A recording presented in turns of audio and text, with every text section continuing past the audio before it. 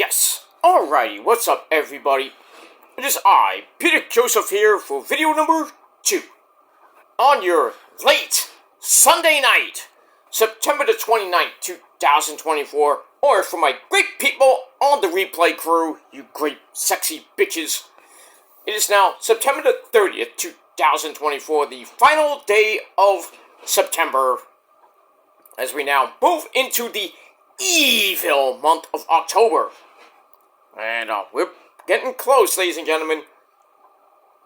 Getting real close. About 12, 13 weeks away from the end of the year. So, time flies when you're having fun. Was my good friend Ferris Bueller once said, life moves pretty fast. You don't stop to think about it once in a while, you could miss it. And yes, I do look like Ferris Bueller, but it is what it is. But anyway, we're getting close to the end of the year, about to start October. We're pretty much in the first, actually about to start the second week of fall. Temperatures are still kind of, seasonable around this. The mid 60s up to around the low to mid 70s, but hurricanes still going on. We just had Hurricane Helene just destroy the southeast, and we're getting a little bit of remnants from that. Had some today, yesterday, getting more Tuesday and Wednesday, and we're going to get something else on this coming weekend. First full weekend of first weekend of October, and we got more hurricanes possibly to come. Hopefully not around here, but you never know. Got 2 months basically of hurricane season. Doesn't end till pretty much after Thanksgiving. Just kind of weird to have a hurricane around that time, but it happens. That's that. But hope everybody is safe and well. I had a great Sunday.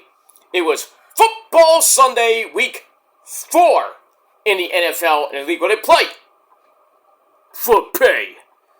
Well, if you're a Jet fan, you wanna rain the rest of your hair out. Had a 9-7 lead against the Broncos, and right near the end. Guy hits a game-winning field goal. Dodges and his discount double check goes down the field. Or I think they were right in field goal range. And what happens? Missed it.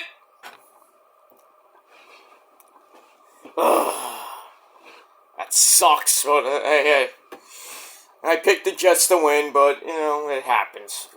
It happens. So Jets lose 10-9.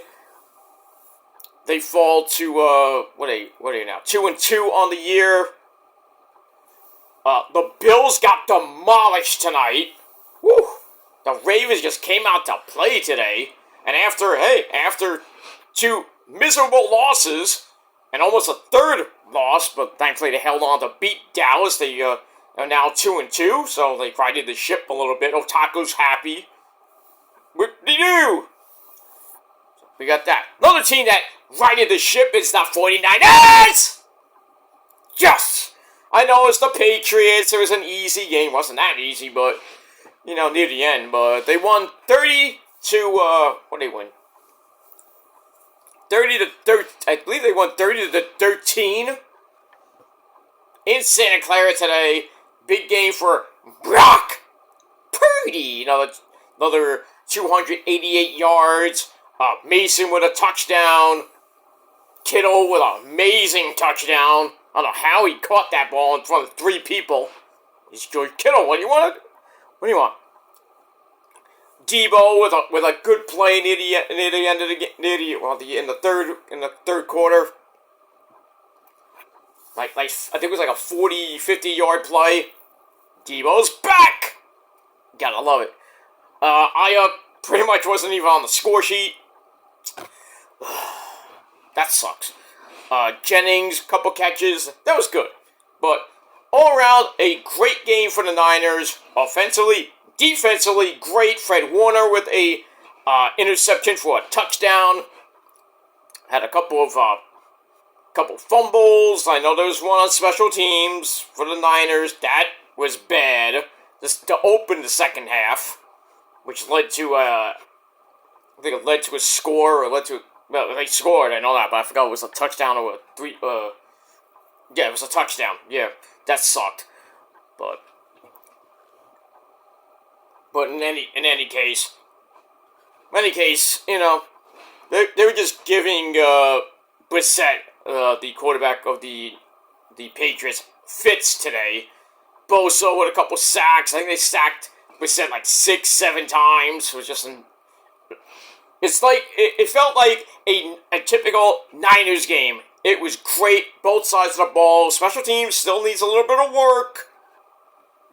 You know, the defense, the secondary still needs a little bit of work, but still, all around, a great game. So the Niners right the ship. They're back at 500, 2-2. Still, as of now, they're 1.5 games out of the division. The Seahawks play the Lions tomorrow on Monday Night Football in Detroit, or Detroit. Hopefully Detroit wins. I picked Detroit, so you better win! But we got that. The Cardinals and the Rams lost, so they're back at 1-3, so the Niners are 1 game up on them. That's good. Thank you, Commanders. And thank you to my good buddy Mount Gooley, the Gooley. His Bears barely beat the Rams. Held on to win that game. So that's good. So the Rams and the Cardinals at 1-3. And the Arizona Cardinals come into Levi, Santa Clara next Sunday at 4 o'clock. That game will be on Fox. Well, we don't know yet because I think the Giants play the Seahawks next Sunday. I think that's a 1 o'clock game. So I believe it's in MetLife Stadium. So that could be a 1 o'clock game. So that game will be on Fox. But then the 4 o'clock game, supposedly they're advertising the Niners and the Arizona Cardinals in Santa Clara. So hopefully we get another Niner game. That'd be nice. Nice to have like Fox 5 New York, the NFL plays a few Niner games. Like last year, they played a lot of them. So first one on Fox this year. Next week, I think we'll hopefully get the second one, and hopefully more to come.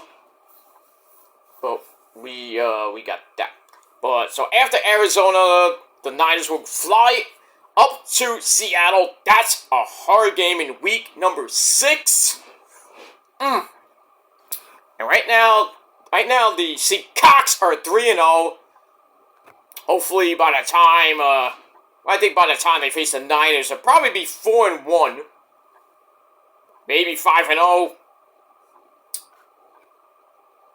It is what it is. How about Sam Darnold today? Holy shit.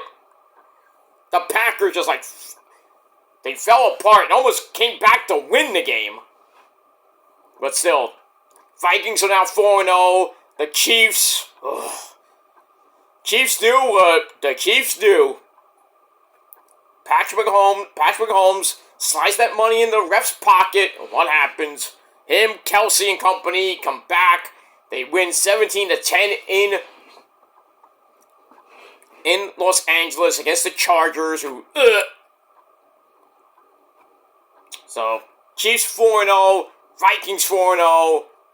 Seahawks at 3-0. We'll see what happens tomorrow night. And that's it. They're the only undefeated teams left in the NFL.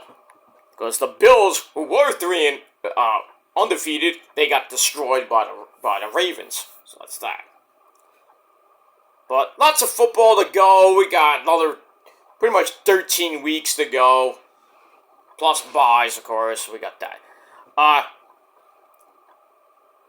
Let me move on. If you're a baseball fan, today was the the final day of the regular season. The Yankees are already done. They don't play till next Saturday, or this Saturday, I should say, with the division series. We don't know who they're going to play yet. It's between, I think, Kansas City and Baltimore in the 4-5 game. So we'll see what happens with that. I hope it's the Orioles. So the Orioles wipe the floor with the Yankees, but who knows? As far as if you're a Met fan, hey, they won today, but still, Arizona had a field day, and the Padres couldn't get the job done. They got destroyed. So the Diamondbacks win. So now the Mets win. I think the Braves won. Or they were losing, but I don't know if they won or lost, but whatever. But the Mets won, the Diamondbacks won. So right now, the Braves and the Mets magic number is 1. And they have that doubleheader tomorrow beginning at, I think, 12:30, 1 o'clock. I think it's a straight doubleheader. So when the first game ends, the second game will start. First game went ending to like 7 o'clock at night, maybe. Who knows? But Mets have to win one or both. Well, really, one of those doubleheader games. They get swept. Bye-bye. So long. Farewell to the Mets. If the Braves get swept, bye-bye. So long. Farewell to them.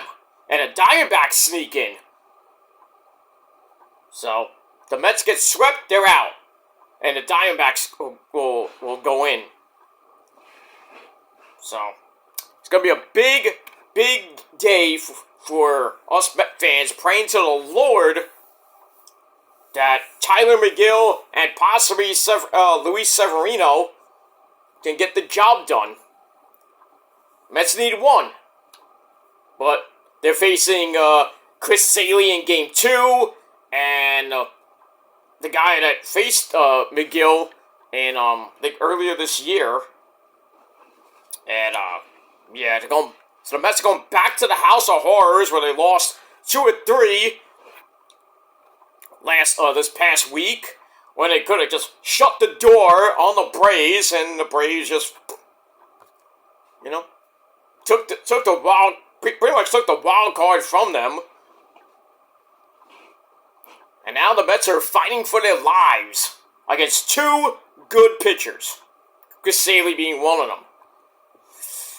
But McGill has to do what David Peterson did today, and that's shut him out.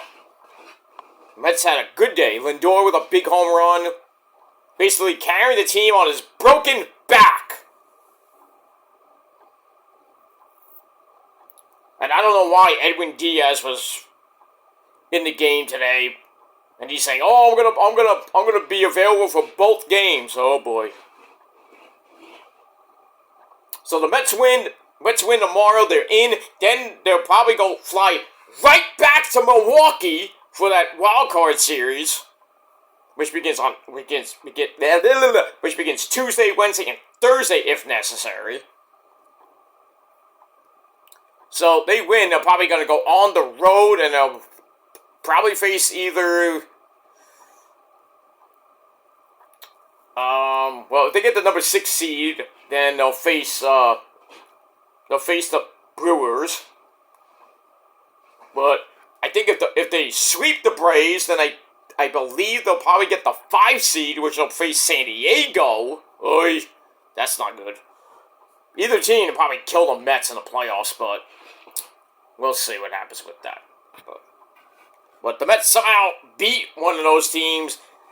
Next up is either the Dodgers or the Phillies. And if you're a Met fan, who do you want to get killed by the most? Ohtani? Or do you want to get killed by Harper and the Phillies, who you've had some success with this year? I probably would go with the Phillies, and then worry about maybe the Dodgers if they get to the NLCS. But this rate, if the Mets somehow sneak in tomorrow, I don't think they have a prayer to beat Milwaukee in 3 games in Milwaukee. And they're not going to have Severino Well, it depends. If the Mets win Game 1, I don't even think they're going to pitch Severino in Game 2. I would save Severino for Game 1 of the playoffs on Tuesday. But we'll see how it plays out. That's all I got to say about that. But the playoffs are about to start as of Tuesday. And hockey and basketball are creeping up on us, ladies and gentlemen. So can't wait for that. We got a big week of wrestling coming up. We got Monday Night Raw tomorrow, the go-home show before this coming Saturday's Bad Blood. Tuesday night, the big night of the week, we got the CW11 debut of NXT in Chicago with Punky Brewster over there. Dynamite's 50th anniversary on Wednesday. TNA Ring of Honor on Thursday. We don't care about Thursday that much. And then Friday night, we got the Smackdown Go Home show. I think that's in Nashville, Tennessee, I think. And then Bad Blood Saturday night, pretty much going head-to-head with a live collision that's going to get destroyed. But we got that. And then the week after that, the big one of the week is Tuesday night. Title Tuesday, the Tuesday Night War, AEW going head-to-head with NXT on the CW11, and AEW is going to get destroyed. And we got Battle of the Belts coming up in 2 weeks. We got Battle of the Belts, we got Collision going head-to-head with Smackdown. And then right after that, I believe at 10 o'clock is Battle of the Belts. Because there is no Rampage. I don't believe. Well, it's on the 19th, maybe. I think they'll probably just do Rampage, and I think, I have to check the date. The 19th, they're doing Collision and Battle of the Belts, but I could be wrong on the dates, but it is what it is. There you go. And we got Bound for Glory coming up on the 26th of October. Then the following night, October 27th, we got NXT Halloween Havoc. So, that's your October, ladies and gentlemen, in between Columbus Day and Halloween and everything else. So, it's going to be a very, very interesting month for us wrestling fans and sports fans. That's that. Alright, ladies and gentlemen, on this not very late, but late Sunday night, going into Monday morning, right here on the main channel, Killer of Demons 669. And once again, if you don't know by now, I am Peter Joseph. I am a content creator to talk about the wonderful world of professional wrestling, sports, music, movies, whatever I feel like talking about. If you like the video, please if you like the video, hit that like button, stick that thumb straight up the wahoo, and subscribe to this channel and my other channels as well, down in hell, otherwise known as the description box below. Share the video all over the internet. Follow me on social media, Facebook, Twitter, and Instagram. And don't forget to tap that bell to turn on all notifications so you don't miss the next video. Because you miss anything, you need to get slapped in the face because you're SOL, and you know what that means. And if you don't know, you're going to get slapped again, and then you're going to get told to look it up. That's the way it is, and the way it is. Alright, and if you're new here, welcome to the party, pal. We hope you enjoy the ride. Sit back, relax, grab a cold one. I don't have a cold one with me, but it's like, I want to get this video out of the way and then go to bed because I got to make the money you wish you had tomorrow. That's all I got to say about that. Interesting little week ahead. We move on.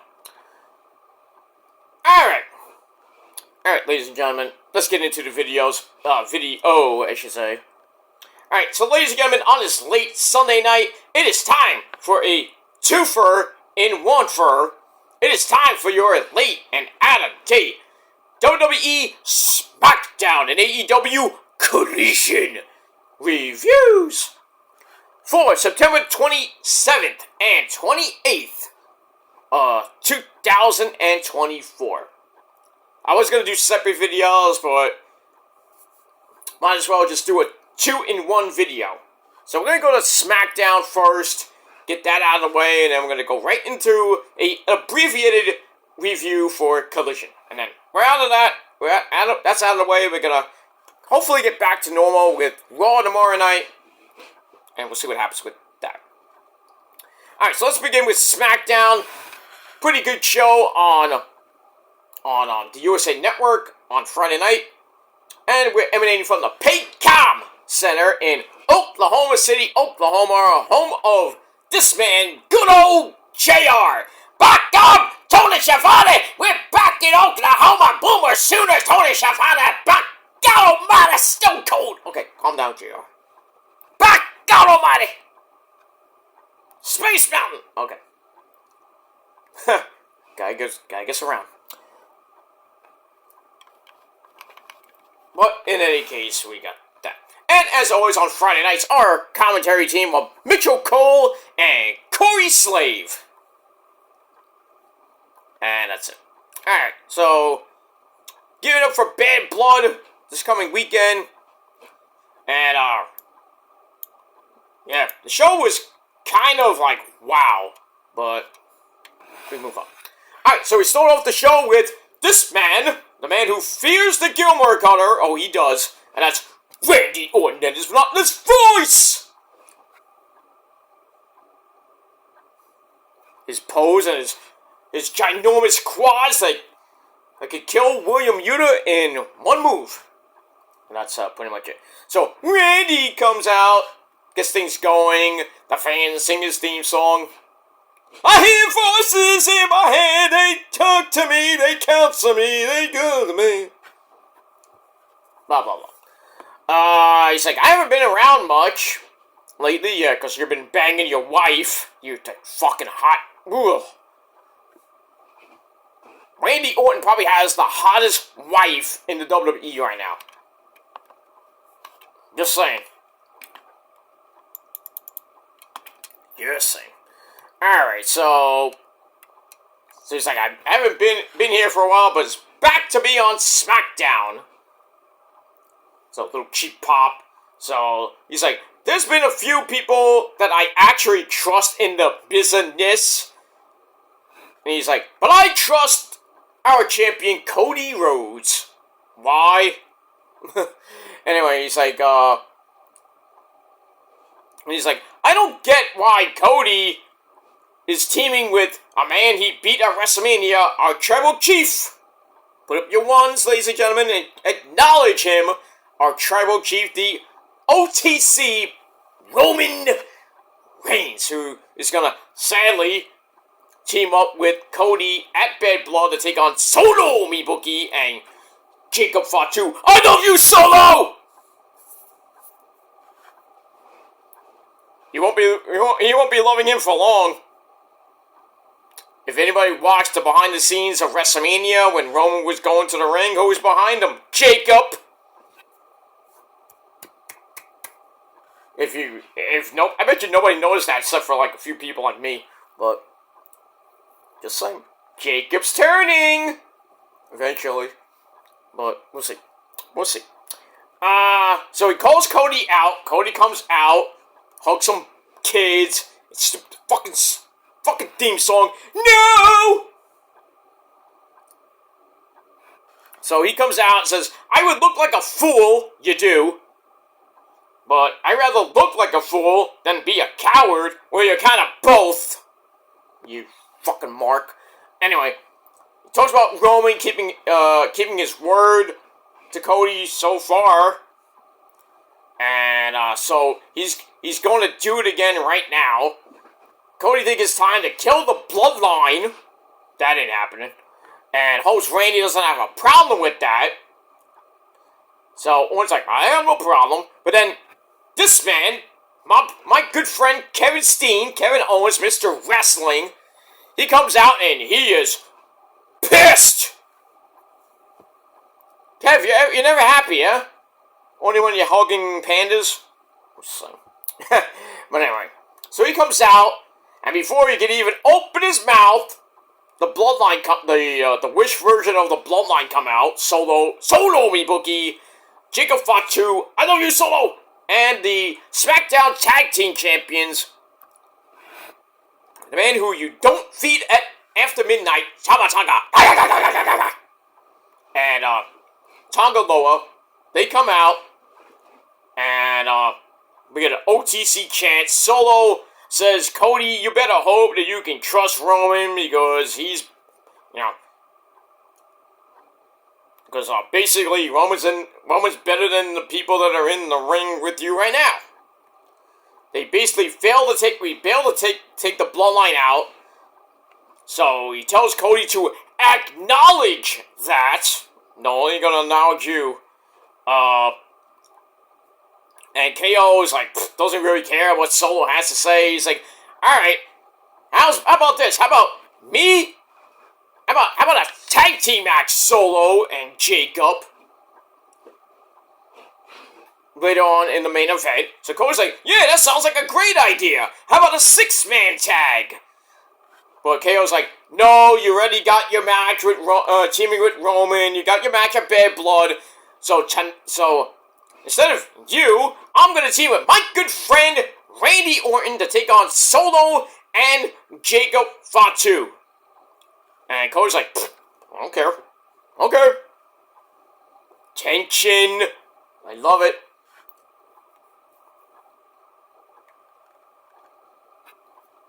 So, I mean, we'll see what happens. People thinking that Kevin's gonna be on a War Games team. No, he's turning. He's gonna turn on Cody, and he's gonna face Cody probably at Crown Jewel. I just can't see Roman teaming with Cody and Randy and the Usos. What about Sami? What about Sami Zayn? We're gonna just leave him for dead? The honorary Uso? That's not feeling pretty Usy. Same. Alright, so we got that. So good segment to start. 3.25 out of 5 stars. Then we go to the back, where we have the Smackdown Women's Champion, Nia. Woohoo! Jax. She starts ranting and raving to her, I guess still her best friend. It's Tiffy time. Tiffany's scratching. Daddy! Yes, Sunshine, what happened? What's going on? Daddy, that mean fat girl! She choked me! That bitch! Ah, I'm so mad! Okay, calm down. Calm down. She probably didn't mean it. But I was so scared, Daddy. Hug me. Okay. Anyway, so Nia is pissed off about what happened last week, getting pinned by Naomi and Bayley. You're going to be fighting in our first match of the night to see who faces Nia at Bad Blood for the belt. So she gets really mad to the point where she grabs Tiffany by the throat and says, if this ends badly for me, it's going to end badly for you, Tiffy Tiff. Shit. So Nia leaves and Tiffany is not pleased. Oh, they're setting up Tiffany to cash in. When? I don't know. I don't think it's gonna be at Bad Blood. I don't think so. I would love it, but I don't know. I think it might be by the end of the year. By the end of the year, I think Tiffy Tiff will be the champ. We hope. We'll see. Alright, so I get that 2.5 out of 5 stars. Then we go to Bayley! Give me a hug. And she is a happy Niner fan, along with Naomi. Yes, Naomi is a Niner fan. Along with Jimmy, along with Jay, along with the Wise Man, along with Roman. Yes, Mercedes Moné. I don't count her as a Niner fan. That's probably why I lost last week, because Mercedes Moné was in the fucking building. The CEO in the boss.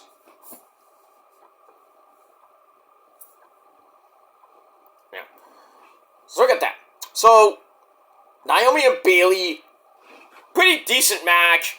Starts out with Bayley rolling up Naomi with a roll-up for a near fall. Naomi's like, hey, what's up with that? Starts shoving her like, you bitch! Look at that. And a middle rope arm drag sets up a missed running kick to Naomi's head. Naomi says Bayley to the outside, and then a big flippy dippity doo by Naomi as we go to break. And coming back from break, Bayley takes over. But Naomi goes for the, hits the rear view, using her ass for a near fall. Then a head scissors driver plants Bayley for another near fall. And then Naomi, another move, hits a top rope blockbuster for another near fall. So 3 straight near falls there by Naomi. Couldn't get the job done. Bayley goes right back with a good buster into a sunset flip into the turnbuckle, which didn't look good.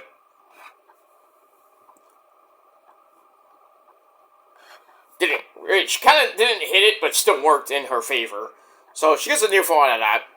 Goes to the Bayley to belly, gets countered. Naomi hits a bulldog onto the middle turnbuckle. Ow. And then she goes up top, and then she dives, rolls through, and then comes right back, right into the Bayley to belly. And I thought that was going to be it, but Bayley goes to the top rope, hits the Macho Man. Ooh, yeah. Get it. Elbow. Goes into her bag of tricks, and Bayley goes for the cover. 1, 2, 3, in exactly 10 minutes. Bayley gets the win, and she will get her rematch from SummerSlam.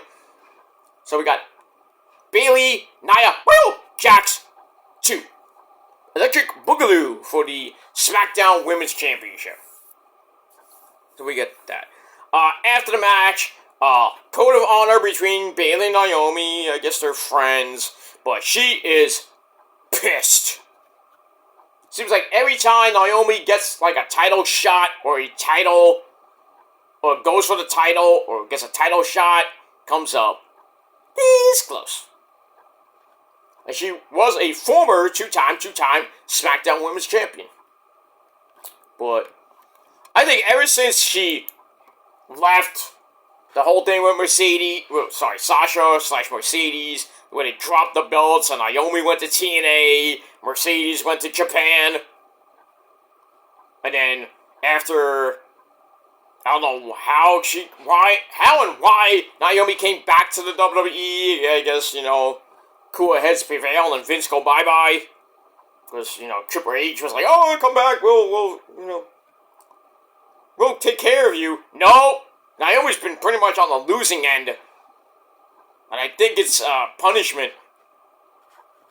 I think Naomi's being punished for basically taking the women's tag team belts and just like, hey, John Laurinaitis, fuck you. I'm out of here. Goes to TNA, wins I think she wins the TNA Knockouts title and then lost to Jordan Grace.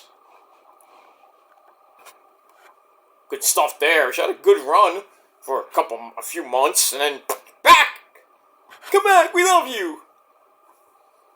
No, she ain't getting any love besides with Jimmy, but I think she's getting punished by people on the backs, like on creative or somebody. It's like, Naomi, no, you suck. And that's pretty much it. Yeah, we'll see. Episode that. Alright, then we get a recap of Eli Drake. That's not an insult. That's a fact of life. Yeah! Retaining the United States title over Andrade last week, but teased a rematch. So we go to the back, Andrade getting ready for his 6th match with Mello. Runs into Eli, not pleased with the lack of a handshake. So Eli's like, I lost all your respect. Actually, Andrade's like, I lost all your respect there, Eli. So Eli's like, oh, really? You want to do something about it? And then we see out of nowhere Carmelo Hayes jump Eli, knocking him over some equipment. And Andrade's like, what the fuck? So we get that. So that's 2.5 out of 5 stars. Alright, then we go to Mello Andrade 6. This was great. Starts with Andrade, fast and furious, stomping away on Mello in the corner. They go to the apron. Andrade hits a power slam. Ow! On the apron. We go to break, come back. Andrade fights out of a 1905 chinlock. But he gets out of it, fires off some elbows to the ribs. Then a double clothesline for a double down. Excuse me. Allergies. So they go down again. God damn it. So a double down after a double clothesline. And then Andrade starts going after the leg. And then Carmelo grabs the first 48 to pull him out of mid-air for a near fall. That was crazy. Goes to the running knees in the corner. I think he hit. Andrade's running knees connect for a near fall. Melo springboard DDT. Gets another near fall. As we go to another break, we come right back. And Melo crotches Andrade. Balls on the top rope. Andrade then manages a reverse into a superplex. That was crazy. And then, let me, go back for that. Yeah. Andrade manages to reverse into a superplex. And then Hayes manages the suplex Gilmore cutter. Bang! Stop stealing my moves. For a near fall, Andrade catches him on top. Goes for another superplex, which gets countered into another superplex cutter. Woo! That one looked great. Fans just like, what? It was crazy as shit. So another near fall. Andrade knocks him down. Melo rolls to the outside. So I think Andrade hit him with that spinning back elbow of his, knocking Melo out, and he went right to the floor. And then Eli Drake comes out to interrupt. Bad move, because Andrade says, get out of here, I'm trying to win the match. Melo sends them into each other, which sets up a fruit roll-up. 1, 2, 3, Melo ties the series at 3 apiece. So you know there's going to be a Game 7 or match number 7, possibly this week. Next week, I don't know. But we got that. I still think it might be a triple threat match for the United States title. And I probably would think that maybe Melo might steal the belt. I don't know if they're going to give it to Andrade, but I think we'll see Melo become the new United States champion pretty soon. We got that. Alright, this match was great. 4.25 out of 5 stars. That was that. After the match, you know, Eli's like, hey, Andrade, good match, brother. Andrade's like, fuck you, dude. So we got that. Alright, then we go to the men's locker room. We see Cody! MDK like Cody! You bitch! He comes in. Kevin and Randy are talking strategy. So he's like, hey, we all need to talk here about what just happened earlier in the night. Kevin says, well, me and Randy got a match to worry about. And says, Cody, do not come out to ringside. So he leaves to do something else. Randy says, if it gets bad out there, you can come out. You can come and you know, I give you my blessing to have our back. Oh, so Randy's not going behind Kevin Steen's back. Uh-oh. So we'll see what happens with that. Alright, so I gave that 2.5 out of 5 stars. Alright, then we get a video for this great man. He's coming back this Friday night on the program. That man is the phenomenal AJ Styles. Bam. So AJ returns next week. Face probably a jobber. I don't know. See what happens with that. Maybe the OC's getting back together. One final ride. Because AJ's contract's ending, I think, soon. By the end of the year, I think. I don't know. I don't know what's going to happen with AJ. If his contract's going to go bye-bye and he's going to AEW. Or he's going to retire. Be with, hello, Wendy. And the kids in Georgia. who knows what's going to happen with AJ. I hope he goes to AEW for one final run. Kind of, maybe, yes, maybe he reforms the Elite, the gun version of the Elite, with that epic New Japan theme. Please bring that back one final time. And be with the Bucks, maybe as heel AJ. Him and Okada might have to, like, separate, but... Well, Okada just gets kicked out of the Elite, I don't know.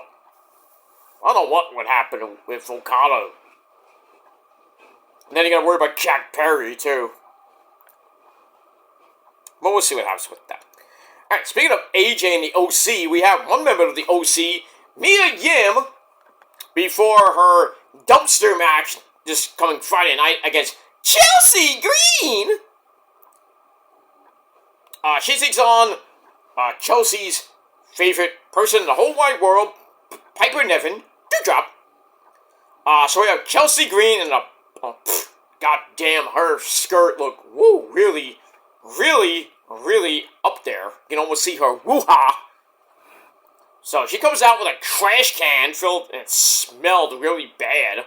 Probably was Matt Cardona's dirty underwear. Who knows? So he comes out with a trash can. And, this match was kind of a cool-down match. So it's also with Mia hammering away on Piper. Chelsea yells about Cole smelling bad. Okay.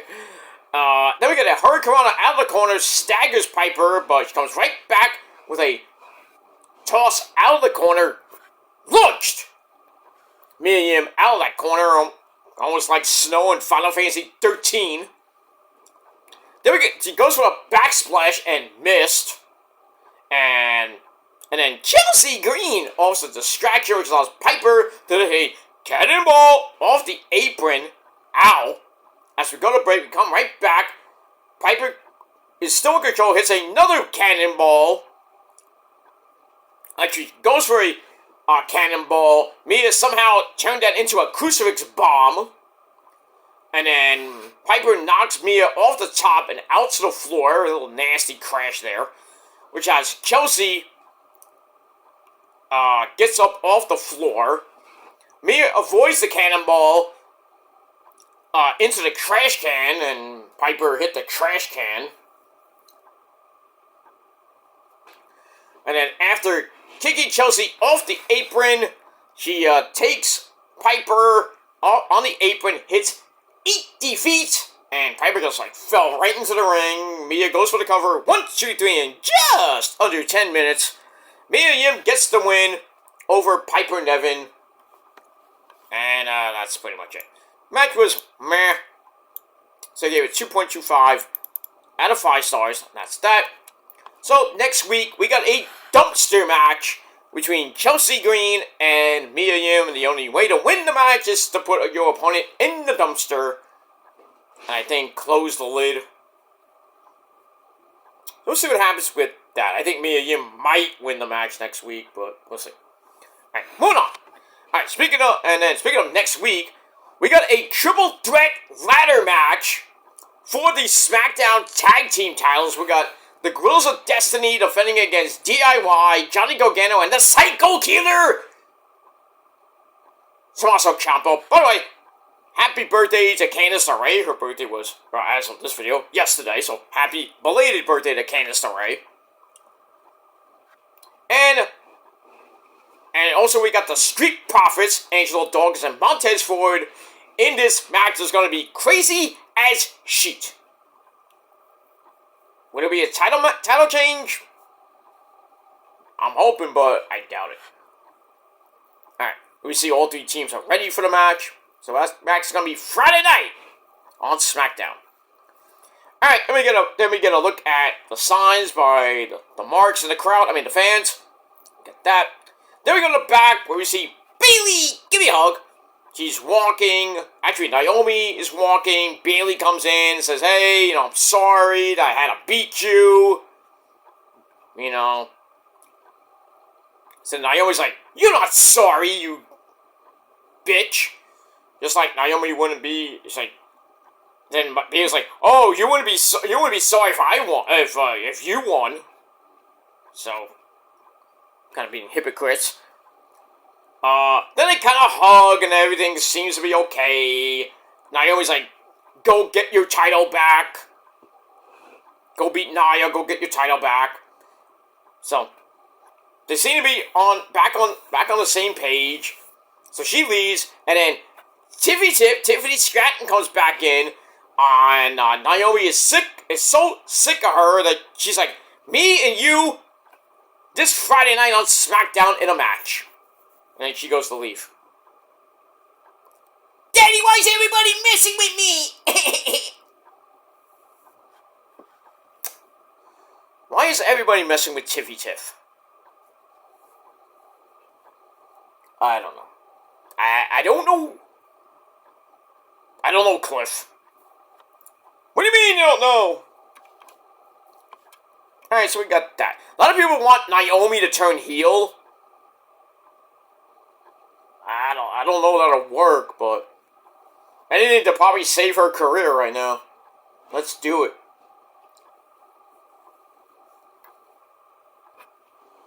Let's do it, like Paul Stanley would say. Move on.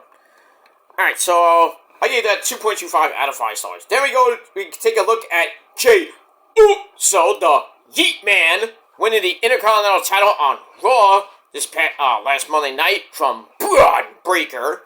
So we'll see what happens in, a week later. That's that. Then, before we get to the main event, we get a look back at last week's SmackDown, where Roman Reigns and Cody met on the field at Georgia Tech. And Cody's like, I need your word that you'll have my back, because I got your back. Roman's like, reluctantly says, "You have my word, I got your back, but after this is all done, I'm coming back for my belt that I really never lost." So, I'm thinking we might, maybe, it's not going to happen right away, but I think we might get Roman Cody 3 somewhere down the line. I would love to have it at the Royal Rumble. Roman wins it, faces whoever wins the Royal Rumble, which, who knows, but there's rumors going around that Roman might face The Rock for the Undisputed title. Why? That doesn't even need the title. Just do Rock Roman. That's it. On night 2. Cody can face The Rock on night 1. I just thought of an idea. How about have Cody versus The Rock on night 1? Rock beats Cody, wins the Undisputed title, then loses to Roman on night 2. Roman gets his belt back. And he holds it for another 5 years. 3 years.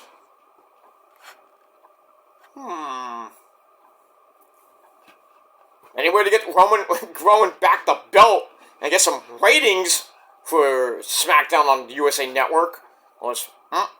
They're not doing good on the USA Network so far. They're not doing good at all. I think they did a 1.4. I think this week they did a 1.6, so it did go up a little bit. But you're going to have Cody as your champ, you're getting 1.4s and 1.6. On SmackDown, I might add. I know it's on the USA Network, sucks, but if Roman was there, I'd probably bet they'd be getting between 1.6 and over 2 million. Or higher. But we'll see what happens with that. Alright, we got that. Then we go to your main event of SmackDown. Kevin Owens and Randy Orton, RKO, taking on the fake-ass bloodline of Solo Mibuki and Jacob Fatu. Wasn't a bad match. Solo with Jacob and Kevin Owens slugging it out. That was crazy. Solo comes in, they start brawling, which doesn't really go anywhere, and then Jacob Fatu and Randy come in. Fans start yelling at Solo, "You're a pussy!" Jacob wastes no time knocking Randy to the outside. Orton just goes berserk on Jacob Fatu. Not once, not twice, but three times. He drops Jacob on the announcer's table, which did not break. I am the table! And then Solo tries his luck. He gets put on the table. Crazy. Fans are going crazy for Randy. Randy's like, ah! So we go to break, we come back, and as always, the heels come back during the break. Solo hammers away on Kevin in the corner, hits that running, ooh, maga attack. Jacob hits one of his own. Solo cuts off a comeback attempt, stomp away at Randy. Owens, excuse me. Owens gets an atomic drop, circa 1922, into a clothesline. Then he gets the hot tag to Randy Orton, cleans house, hits the vintage Orton Hangman DDT, but then goes for the RKO. Jacob Fatu comes in, breaks that up. Solo gets in a Samoan drop for a little bit of a breather, double down, and then Kevin Owens comes back in, plants Solo, setting up the Swanton Bomb for a near fall. And then, out of nowhere, you knew this was coming. The rest of the Bloodline come out. The Tongas come out. And which allows Solo to hit his patented spinning Solo Uranagi thingy-majiggy for a near fall. And then Cody, he comes out, brawls with the Girls of Destiny in the aisleway. And then inside the ring, Randy hits the Gilmore Kata! Bang! On Tonga Loa. Jacob Fatu then dives on the Cody, throws him inside, referee gets knocked down. I don't know how, but... So, there's no referee at the time. So, there's no count on Solo. Because I think Solo got hit with, I think a stunner or something. Which leads Jacob to hit some super kicks on Kevin Owens. 1, 2, 3, the Bloodline get the win in 15 minutes. Match was decent, 3 out of 5 stars, and that was it. So the Bloodline get the win. They leave the ring, and Kevin Owens goes right up to Cody. He's like, "You son of a bitch!" And like grabbed him, like he was about to grab him by like his face. He's like, "Ugh! Fuck you, bitch!" And Randy's got to play peacekeeper somehow. And right near the end of the show, right, they had a little credit with Paul Levesque and I forget somebody. They show the credits, and then we see Randy pulling them apart, and then Kevin Owens and Cody kind of like say, "Okay, I'm sorry." They hug. But the heel turn of Kevin Steen is coming. It's gonna happen at Bad Blood. I can feel it. So we get that. Alright, so Smackdown gets a solid, gets 7.5 out of 10 stars. It was pretty damn good. And we move on.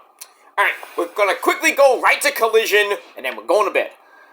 Alright, so Collision, is Grand Slam Collision emanating from Arthur Ashe Hall Stadium in Queens, New York City.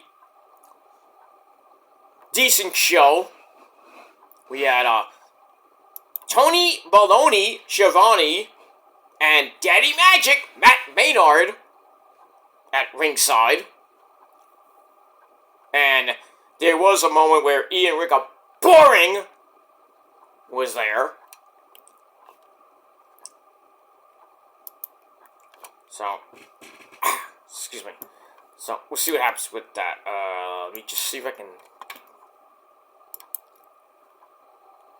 hopefully get my notes. Okay, here we go. Alright, so we start off Collision with the Soraya's Rules match, which means Soraya can do whatever the fuck she wants, and Jamie Hayter cannot get any offense in until Soraya actually hits her, which she did after Harley Cameron looking amazingly hot. Basically, you can see her ass. Oh, Danny L. Oh, be still my heart. So she comes in, causes a little bit of chicanery. And, baiting Jamie to do something I think she would have got DQ'd for. And then Soraya's like, ah. And then it's like, I'm gonna slap you, slag! Smacks Jamie Hayter. That didn't work, because Jamie Hayter got a old pissy. Dropped both of them. And then Harley Cameron grabs the leg. And Saraya gets in a VCR shot. I didn't even see that. So it's beating on Jamie with a computer keyboard. You not New Jack, stop it. What'd you say, motherfucker? I said, oh, Saraya was using some of your stuff. I don't know where she got it from. I think he stole from your stash somewhere. Not that stash, obviously. Well, I don't like that fucking bitch using my stuff, motherfucker. Hey, get that sight away from me. Put it away. And get out of here. Motherfucker. Jerome! Anyway.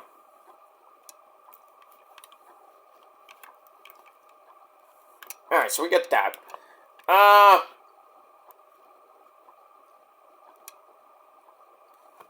So then Harley gets him some shots on the floor. Matt Magno's like smiling like a crazed maniac.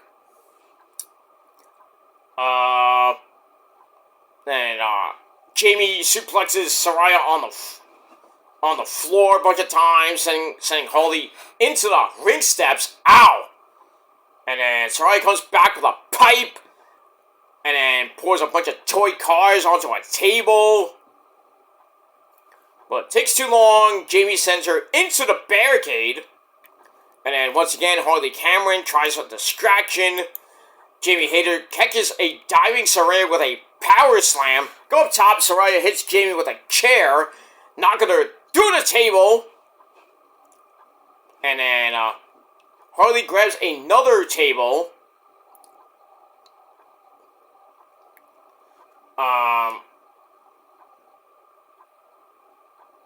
And then Jamie's head came very close to slamming into the still standing table. That would have been really bad. But Saraya gets a near fall on the floor. And she's trying for a count out. But Jamie Hayter gets back in. Drives Saraya through the table in the corner. For a little bit of a breather. Then she picks up Saraya, hits a tombstone pile driver. And then hits Haterade after a little bit of like, oh, I'm great. So she hits Haterade. 1, 2, 3. Jamie Hayter beats Saraya in 8 minutes. Mac was crazy as shit. But still, 3 out of 5 stars. And that's it. Moving on. Alright, then we get a little bit more of that sit-down interview with Rick O'Sheet, and Will Ocean Spray. That's gonna culminate at the 50th anniversary show. It's gonna be an epic match. Ricochet talks about how he showed up. Everybody was on him. Ocean Spray says, the best in the world is on me, right on me as well. And if you want to see more, go to the AEW YouTube page. And that's it.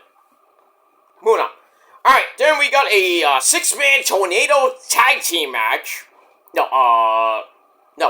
Tag team match, not a 6-man. It's a regular tag team match. We had Big Cass. And we also had Mr. Chris Jericho. He comes out. Hi, guys! Hi, guys! So, he comes out. They take on 2 members of the conglomeration. We had the Funky Chicken himself, Mark Briscoe, the Ring of Honor champion, and his good buddy, freshly squeezed orange juice. Oh, it was a 6-man tag. Okay, so Brian Keith was in the match. Kyle O'Reilly. Ono Price was also in the match. Match was crazy as shit. Like I said, I'm going to paraphrase for that. Kyle takes out Big Cass's leg. Sweep the leg, Danielson. Mark hits Jericho with the chair. Legal. Then he hits the J-Driller. But Mark wants to put Jericho on a table. Put him through the table with Froggy Bow.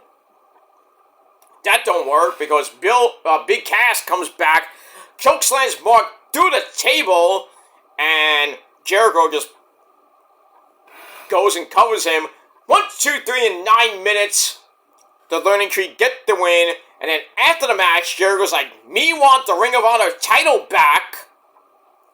So we might be getting Jericho versus Mark Briscoe somewhere, I don't know, where, on Ring of Honor TV. Probably not. Probably getting on Dynamite or Rampage Collision. But we got that. So Jericho going back to getting the Ring of Honor title, which he held before. He won it from, who did he win it from? I think he won it from Claudio. No, I think he won it from Claudio, and then I think Eddie Kingston won it. I forget.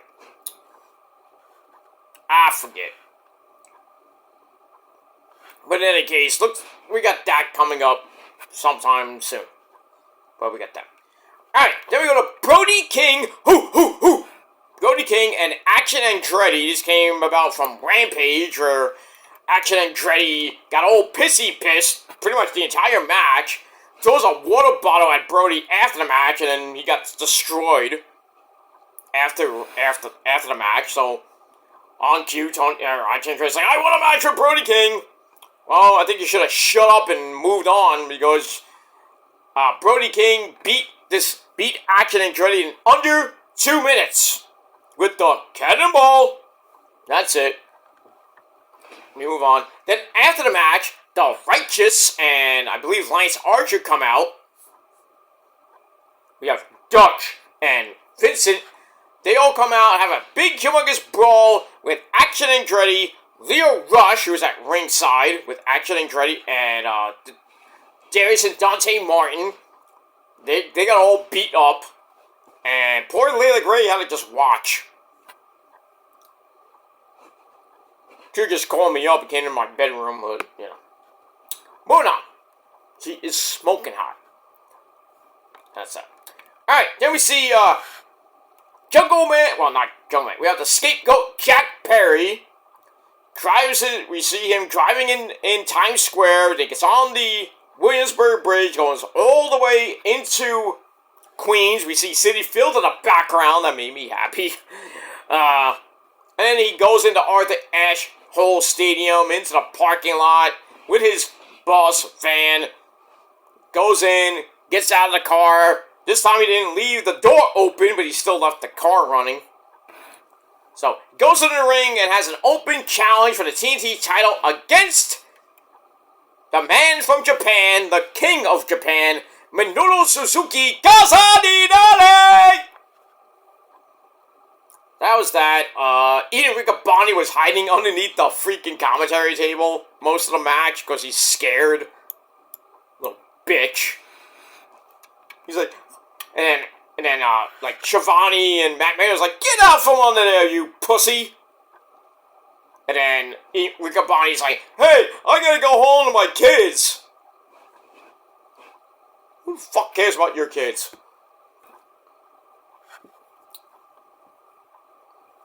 Should've just stayed home there, Ricka. Boring, but just saying. Anyway, decent match. Minoru Suzuki tries with a Gotch-style power driver and failed. To go outside, Jack Perry gets sent into the barricade, but he comes right back with a knee to face and a DDT, then another running knee strike, and then Minoru Suzuki got knocked the fuck out on the outside, and then Jack Perry just went in the ring, and the referee's like, counted Minoru Suzuki out, so Jack Perry wins and retains the TNT title via countout in under 7.5 minutes. That was it. And then after the match, Jack Perry continues to beat down on Minoru Suzuki, and then Katsuyori Shibata! He comes out for the save. So I'm like, oh great, now we're going to get Shibata going after the TNT title. From one great Japanese guy to another. And he's in the same group with another legendary Japanese guy, and that's Okada. And that's it. Alright, so we move on. Alright, then we go to the Trios titles. On the line, we have the champs Claudio Castagnoli, the Swiss Superman, and the bastard Pac, along with their, I guess, he's teaming up with them, that's William Yuta. They take on Private Party, Isaiah Cassidy with his broken freaking arm, and Mark Quinn, along with Commander and Alex Abahante, still doing that stupid dance.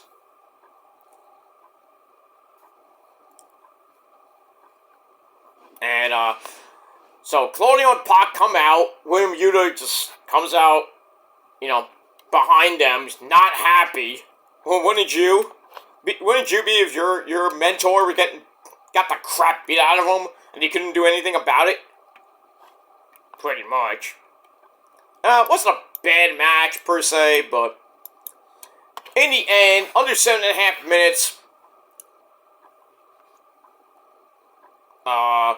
Claudio goes for the swing, looks like he's about to hit the KRS-1, and then William Yuta was supposed to hit the drop kick, but Yuta's like, I'm not doing that shit. And then Commander sends Claudio out to the outside, and then William Yuta angle slams Isaiah Cassidy, and he was not happy about it, and still got a pinfall, but it's a near fall. Isaiah Cassidy slaps William Yuta right in the face, because William Yuta's the type of guy that needs a slap in the face. And then Yuta just snaps with the anvil elbows to the face. Then he locks in cattle mutilation on Isaiah Cassidy. Pac's like, ooh, impressive. So Pac approved of that, and that's it. So William Yuta, Pac, and Claudio retain the Trios Championships over Isaiah Cassidy, Mark Quinn, and Commander. And that's pretty much it. And then after the match, William Yuta just snaps back to reality. And then he's like, fuck you guys. I'm going home. So he leaves. So kind of like a Incredible Hulk type thing with William Yuta. He's like, I hate you guys. And then he gets slapped in the face. Ah! Hulk smash! Goes berserk. And then after the match, the referee's like, hey, calm down, William Yuta, you fucking prick. Oh, I'm sorry. Goes from Bill Bixby to fucking Incredible Hulk. And then back to Bill Bixby, I mean. Crazy. I really think he's gonna snap on Claudio and Pac, and they're gonna lose the Trios titles to, I don't know who. And then, he's gonna get back with his good buddy, Bryan Danielson. Then again, he can turn heel. Not that we care. And that's that. Alright, moving on. Alright, then we get a video of my favorite tag team, the Outrunners, Truth Magnum and Turbo Floyd, at an amusement park. Which one? I have no idea. They're having fun, going on rides, showing their... Yeah, we're the Outrunners! Future tag team champions, baby! And they both, yes, both of them, follow me on X, or Twitter. I think one of them follows me on Instagram. I think it's Turbo Floyd follows me on Instagram. Good people. And people say, nobody follows you.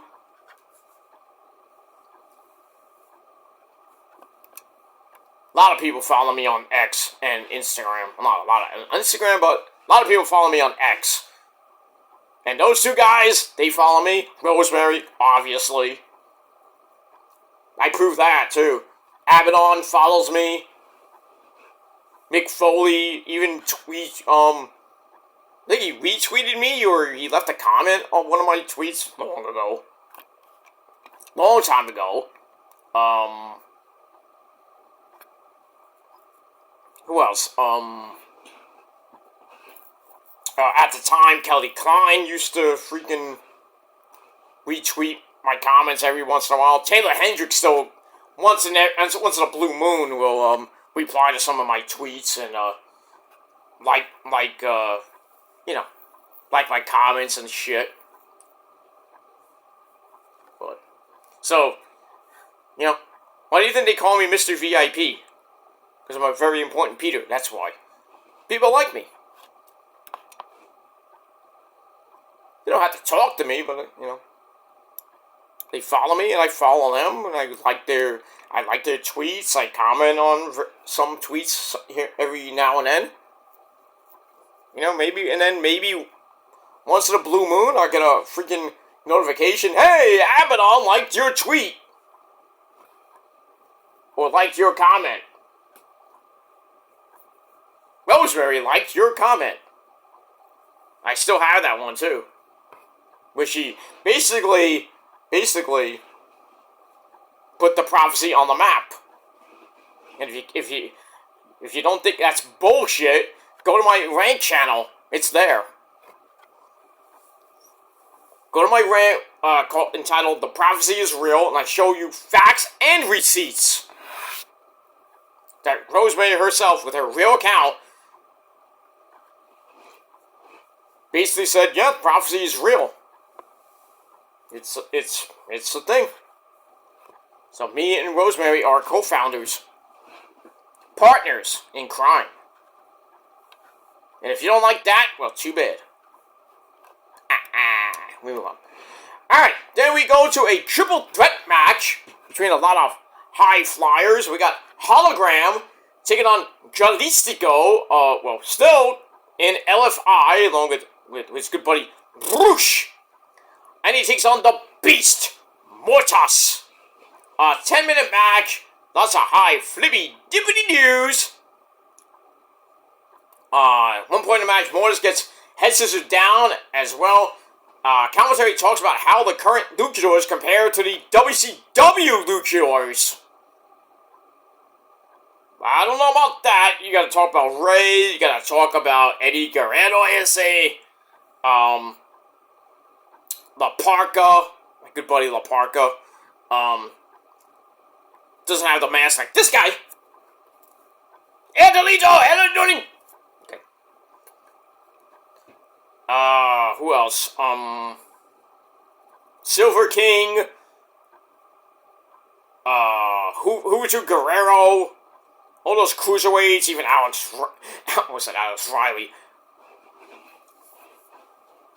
Das Wunderkind. Alex, whatever his last name is. You know, the guy. I wouldn't put Disco Inferno in that category because it's not a cruiserweight. But, you know, all those luchadors that came from WCW, I don't know if they can hold a candle to the AEW cruiserweights that are coming from Mexico right now, like Jalisco, Mortis, Hologram, Roosh, Commander, even Ray Phoenix and Pentagon. They would just wipe the floor with those cruiserweights from back in the day. Even though half of them were in their 20s or early 30s. We get that. No, like I said, lots of flippy dippity doos. We'll get nitty, and Jalisco gets back up with a springboard spinning Canadian destroyer. That was nasty. But Hologram grabs a crucifix pin on Jalisco. 1, 2, 3. He is still undefeated. I think he's at 9-0, 10-0. I don't know what it is right now, but another win for the undefeated Man of Mystery Hologram in 10 minutes. And that's pretty much it. And then after the match, Bruce comes in and starts posing with the Beast Mortis and Jalisco, kind of going like that. So LFI is back with a new version. So we got Bruce, Jalisco, and Mortis in the brand new LFI. I assume Jose Alapino Stick, the assistant, will be there eventually. So, a lot of people's like, why is Mortis in this group? Oh, he is Mexican, by the way, so... So, I don't know, maybe Rouge needed some power. Needed something, basically.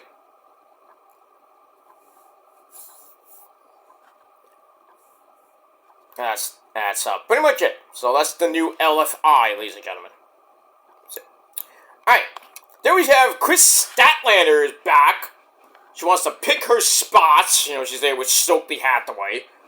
Then she says, either I take people out or I make them better. Okay. We get that. Alright, then we go to the fashion show with the two fashionistas, Mason and Mansoor, MXM Collection.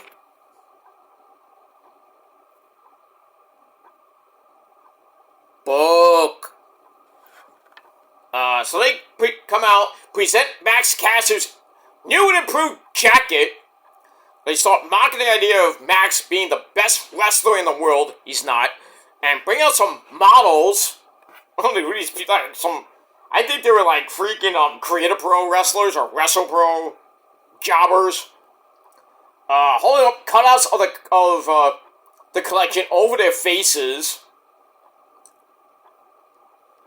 And then they reveal some big guy, some big fat guy named Hans behind a mask in Max Caster's jacket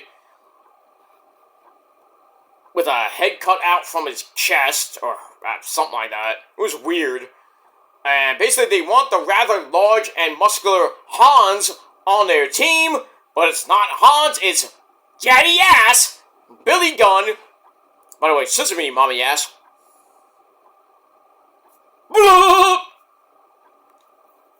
So he brings the Acclaimed out, Max Caster and Anthony Bone. They come out to clear the ring of MXM and the models. Caster gets his jacket back. That was quick. But this whole segment just like... what is this? That's that. Moving on. Alright, then we go to a Lumberjack scrap match. With Lumberjacks outside the ring carrying straps. So the guy goes outside, they're going to get whooped like a government mule. So we have the Hangman, Adam Page, about to go in that ring and do some cowboy shit. Taking on the last outlaw, J-E-F-J-A-R-E-T. That's Jeff Jarrett, along with the vivaciously looking hot 51 years old, by the way. Damn. Karen Jarrett. Man, I used to say a lot of really not so great things about Karen Jarrett not looking that great, but god damn! For 51, she looks damn good. You're a lucky man, Jarrett. Lucky man. Hey, if you can get her away from Kurt Angle and make her, you know, make her evil and everything, and now she's looking amazingly hot. You're doing a good job. But she still sucks as a wrestler. You read all that from TNA. And that horrible... I think they had a match where Orby gets involved. Orby Edwards and Karen Jarrett had like a mini fight. It was like garbage. I was almost having visions of Jenna Maresca and somebody in TNA. I forgot who it was. I think it was Shomel. Was it Shomel? Damn, I forget. But I think it was Shomel and Jenna Maresca, who wasn't even a wrestler. They had that match. I forgot what pay-per-view it was. In TNA, it was horrible. Shows you how much TNA sucked back in the day. Surprisingly, it's still around now. It's way better than it was back in the day. Well, the Hogan years, basically. After Hogan almost killed it. And then when Dixie got on it, he basically left. And then had to get saved by Billy Corgan. And even Billy Corgan couldn't even pay the wrestlers with all the money he makes. They had to find Anthem Sports out of the blue. And Anthem Sports now has been running TNA for, I think, 5, 7, 8 years, something like that. Hey, but hey, Impact has gotten progressively better each year. Wish I had a better TV deal. Well, they you know. Right now they're in a partnership with NXT, so they're getting major exposure now, which is gonna be definite on the CW11. So, hey, you want to see some TNA stars? Hey, go to Channel 11. So they're going on Access TV, which not many people have. Unless you have the rich man's dish. So if you don't have it, you're SOL, and you know what that means. Alright, this was a crazy match. Crazy as shit. They both avoid the whipping at various points of the match. He sends Jarrett to the outside, but then we see Satnam Singh and Jay Lethal there, and Jarrett hugs them, saying, "Oh, they're not gonna hit me." Then they go out to the floor again. Well, that doesn't sit well with the Hangman, because everybody starts beating the crap out of him. Jarrett took a beating on the second try. Take that back.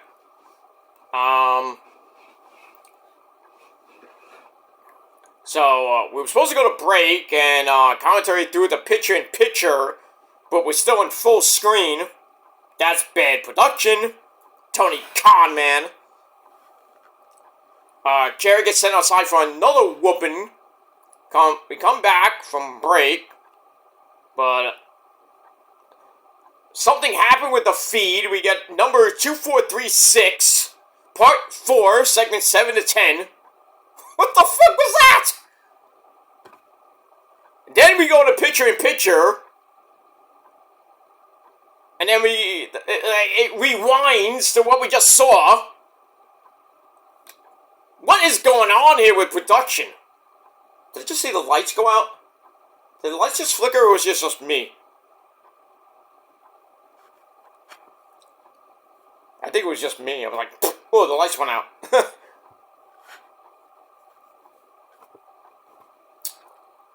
Ghosts. Anyway. Come back. Jarrett has a rushing leg sweep. Then Paige sends him to the outside, again, right in front of Satnam Singh and Jay Lethal, who did nothing. And then Juice Robinson, dressed as a lumberjack, with some whipping, breaks out the buckshot lariat.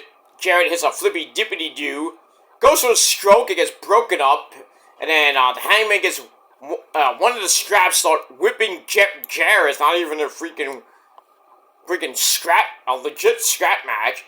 And then Karen Jarrett comes in, you know, basically like in a mini skirt and little mini top with a jacket. She covers over her husband long enough for Jeff to get his own scrap, starts whipping the Hangman on the outside, and everybody, including Karen, just start whipping the shit out of the Hangman.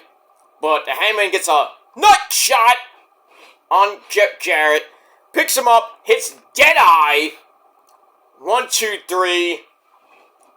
So in 13 and a half minutes, and yes, that's with the glitching and repeating of the footage I thought was annoying. That's that. So overall, it was just weird. Match was crazy, but the production with the glitches and the 2464, whatever it was. What was that? And then we're getting glitching and rewinding. It's taped. So I just think TNT or somebody fucked up. I need a drink. Shit. Damn, my voice is about to go and I need a drink.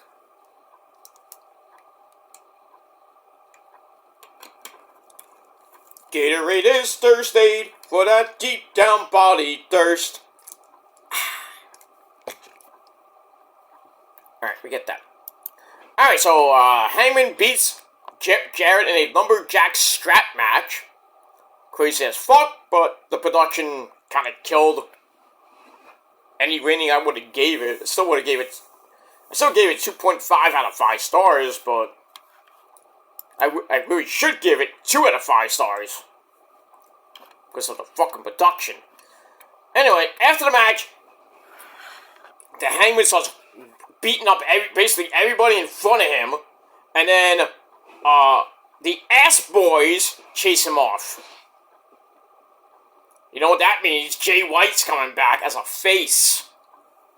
A lot of people want to see that match. A face Jay White going up against a heel version of the Hangman, Adam Page. So, I think that could be a great match, but, I mean, we'll see what happens with that. Moving on. Then we go to your main event of Collision, non-title match, eliminator match, for the Continental Breakfast IHOP Denny's title. So we have the Spanish God, Sammy Guevara, taking on Okada. Good match between both guys. Sammy uses speed, did a lot of flippy dippity doos. I like how Sammy got a running start on the floor, dives off the steps with a Gilmore cutter. That was nice. Might steal that. Anyway, Okada puts him back down. We go to break, come back. Sammy goes a head scissors driver, hits a running clothesline to the floor, then a moonsault to the floor, drops Okada. But he backdrops Sammy hard on the steps. Ow! Get back in. Okada hits that Macho Man elbow on Sammy. Goes for the Rainmaker. It gets countered into Spanish Fly for an air fall. Standing Spanish Fly, I should say. Sammy goes for the Go to Hell, the GTH. He hits that, sends Okada into the corner, where he comes right out like he no-sold it. Hits the Rainmaker. 1, 2, 3. So Sammy is eliminated from going after the Continental Breakfast Championship. Match was decent. 3 out of 5 stars. And that's it for Collision. Collision ends with Okada with the belt. That's it. So, not a bad show for Collision. So, I'm going to give it 6.5 out of 10 stars. And that's it. Let me know what you guys thought of the show in a comment down below. Smackdown got 7.5 out of 10. I thought it was a good show. Alright, we have that. If you're looking for Rampage, go to my Peter Joseph channel where I did Dynamite and Rampage. And that's pretty much it for that. So get a little bit caught up with what happened for Collision. That's that. Alright guys, I am out of here. I'm going to sleep. Because I gotta go to work in a little bit later, in a few hours. I gotta get up and get ready for work and everything. Blah, blah, blah, blah, blah. Then I gotta go out. I gotta do some errands. I gotta go to therapy. And I gotta go. It's a long day tomorrow. And then this entire week, I'm busy. I'm busy. I got another doctor appointment Tuesday. And then Wednesday we got Dynamite. Thursday I gotta go for an MRI on my dome, but that's gonna find anything. But yeah, I know. But so I gotta go to I gotta go get an MRI on my head because I suffer from migraines and shit. So not all the time. I don't get them all the time. It's just just gotta see what's wrong with my brain. So I think the medication I've been on is just making me wacko. Going crazy! Keeps getting funnier every single time I say it! That's why. But so we'll see what happens with that. Friday, we're gonna get nothing. Weekend, we're gonna watch Bad Blood. And then Sunday, Football Sunday. Got the Niners coming up. Gotta see what the Mets do tomorrow. That game's at 1 o'clock. So, hopefully the Mets get in tomorrow, or goodbye, so long, farewell in Game 2. If they don't win Game 1, they have to win Game 2. No matter what, all hands on deck, basically. Even if they win, who's going to pitch game one of that Milwaukee series most likely? Unless the Mets sweep that doubleheader. It could happen. I don't think it might happen, but I'm hoping. They sweep the Braves, they face off against the they'll face off against the Padres. They'll go all the way to California, where I don't know what they're gonna do there. With Machado and company, like Snell. Oy, that's not gonna be good. Musgrove. It feels like 2022 all over again. They get in, they face the Padres with not their best pitcher pitching, unless they win game one, then Sevy can pitch game one against probably Snell or Musgrove.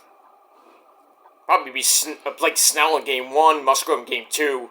So, it's going to be kind of tough for the Mets to beat San Diego, and they go to, if they go there, or they face the Brew Crew, who they still lost to it 3-2, and they had a good game today, which really, the Brewers had really nothing to play for. They already had the third seed locked. They couldn't even get to the second seed with the Phillies have, and the Dodgers just ran away with everything, and they got home field, I believe. So we'll see what happens with that. So the Mets could be a 5 seed. They could be a 6 seed. So they get the 5 seed. They play. I believe they will play the Dodgers if they win. So they play the Padres. They'll stay on the West Coast. Just go up a little bit north to LA. Face a pretty damn good Dodgers team with Ohtani and company. And then the Phillies will face off against the Brew Crew or against the Braves or the Diamondbacks. But should happen to that. So, Met fans, pray. I hope you prayed when you went to bed. I'm gonna go pray tonight. I'm gonna pray when I get up. Pray when the game starts at 1 o'clock. I'm gonna watch some of that game, and then I gotta get out of here right around 3 o'clock. So I'm gonna watch some of the game. Probably end by the time I get to my doctor appointment, and then probably when I get home, I think the second game will probably be midway. So we'll see. Got a lot to do tomorrow before we talk wrestling. So hopefully, tomorrow when I come back, maybe probably not gonna do a video about it, but if the Mets are out of the get swept and they're out of the playoffs, then I'll do a Mets rehab video, kind of like a season in review for a team that should not even really be in the playoffs, but they're on the cusp of getting to the playoffs with 89, possibly 90 wins. They have 89 now, I think. So they sweep tomorrow. They have 91 wins, and a team that I had basically maybe getting 80, 85, not making the playoffs, and they're about to. This team was just shocking everybody. They were dead to rights May 29th, and then they rolled off 66 wins. And I think they went 66, I think 38, 39, something like that. I know 66 wins. Between that time, from May 29th all the way to tomorrow, that is unheard of for a team that was dead at the end of May, going into June. I didn't even think this team would be a wild card team. They blew the first wild card to the Braves. They just didn't show up for that series, losing 2-3. Could have put the Braves. You even have to have that doubleheader game. They didn't lose 2-3. They lost both games. Lost 2 games basically. The third game got rained out. No, Wednesday and Thursday got rained out because of the hurricane. So they lost 1 game in that 3-game series, which they should have won that game. They could have put the Braves pretty much gone. But right now, us Met fans are, it's squeaky bum time, basically. Our hands underneath our asses, in her seats, like, what are you gonna do? Like that, JD's like worried about what are you gonna do? Because he's a closet Braves fan. One of those fake ass fuck Braves fans. So I'm hoping we can put the Braves away. Sweep the Braves tomorrow. Make JD cry like a little bitch that he is. But if they get into the playoffs, big whoop. I don't even think they're going to go into the next round. I hope they lose in a wild card round to probably the Padres. I hope the Padres wallop the Braves if they get the number 5 seed. And then the Mets will have to probably get walloped by the Brew Crew. But, I mean, we'll have to see what tomorrow brings, and that's it. I'm just hoping one win. One. The Braves win the first game or the second game, they're in. The Mets win the first game or the second game, they're in. And the Diamondbacks, bye-bye, so long, farewell. But if the Mets lose both games, the Diamondbacks get in. Even if the Mets won the season series, Mets go bye-bye because of the Arizona's half game up in the standings. Or full, no. They're tied now, I think they're tied now. So, yeah, they lose both games. That's basically 2 games. Goodbye. Game and a half, 2 games. Bye-bye. So I can't do anything. It's no other games. So we'll see what happens tomorrow. So, let's go Mets tomorrow. Get one of those wins tomorrow. I'd like both of them to be nice, but so we don't have to face the Brewers and we just go to California. Instead of going down the charter flight down to Atlanta. They're probably there now, sleeping, getting ready to get up in the morning. And then playing some ball at 1 o'clock, 2 games. How many innings? Who knows? All that. And then, next thing you know, if they're going to be on a flight back to Milwaukee really late tomorrow night, or they're going to go all the way to San Diego. And with the time difference, I mean, it kind of helps the Mets a little bit. Because a game on Tuesday, if it's in San Diego, won't start till 8 o'clock here in the Northeast, 5 o'clock in California. But if it's in Milwaukee, it's, I think, at 4:30. 3:30 or 4:30 here in the Northeast. So, and I think the Met game will be on either FS1 or Fox. It's not on SNY, obviously, which sucks. But, yeah, so, big day tomorrow. So, let's get some sleep, Met fans, and get up in a few hours and root our team on, hopefully, to the playoffs. But, knowing the Mets and their late season, and how bad they do in Atlanta, we'll see what happens. Alright, guys, I'm out of here. I'm going to bed. Thanks for watching. And if you're not down with that, well, I'm sorry. I got 3 words for you. And it's not let's go Mets, but it's fuck you, man. And that's it. Thanks for watching. And I'm out of here. I'm going to sleep. Until next time, let's go Mets this time. And peace. Bye.